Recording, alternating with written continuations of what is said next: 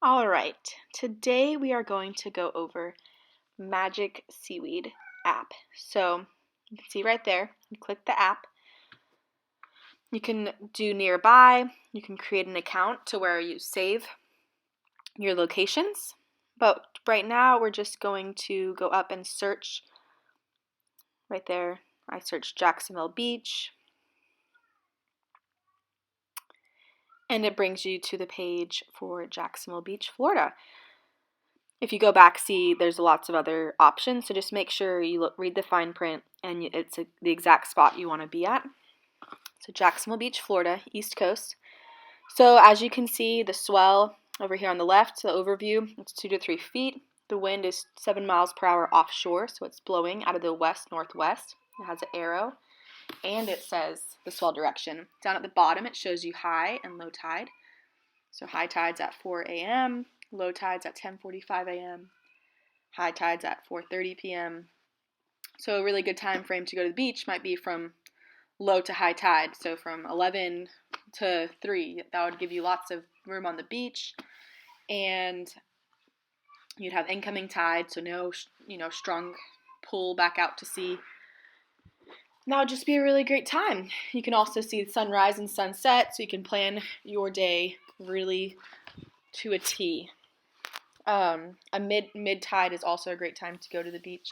Mid tide, like mid to high tide, is still plenty of time to be at the beach, and then a high to mid or mid to low tide.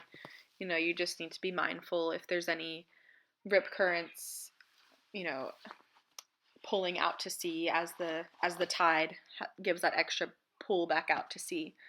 So, if you're new, probably low to high tide is usually best.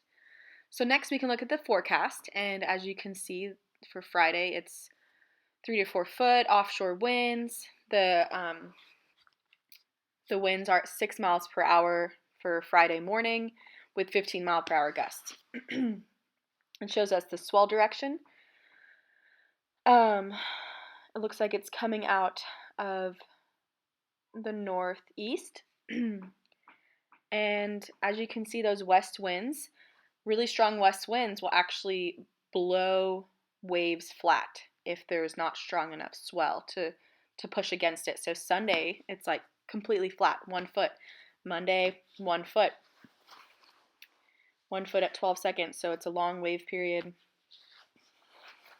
But then, as you can see on Tuesday, because of a temperature shift or a storm coming through, the winds are going to start picking up and blowing onshore again. So we're on the East Coast, so east winds are just straight onshore. They're blowing onto the shore from the ocean onto the shore. And when we have strong onshore winds anywhere, it will churn up a lot of waves. It'll get choppy, and it'll generate chop, and it'll generate wind swell and waves. So and then Thursday, the wind starts to shift in the evening, and that would actually, there's highlighted stars for Thursday for the swell, because that means that the wind's starting to calm down, the ocean's starting to get more organized, and you would actually be able to enjoy a surf.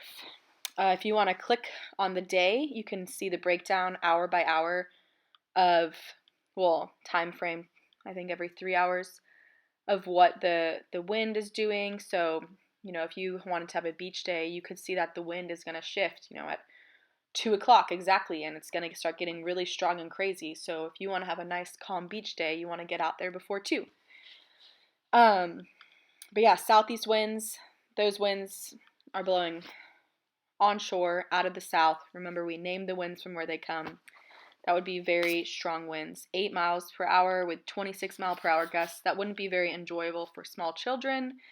So forecasting and just looking at apps is very advantageous to do, so that you can see exactly what to expect at the beach and see the swell size is increasing throughout the day as well. All that good stuff. But yeah, thank you so much for joining and to learn about Magic Seaweed. It's a free app. You can create an account in order to save some of your local spots that are your favorites. I would love to answer any questions you have. Thank you.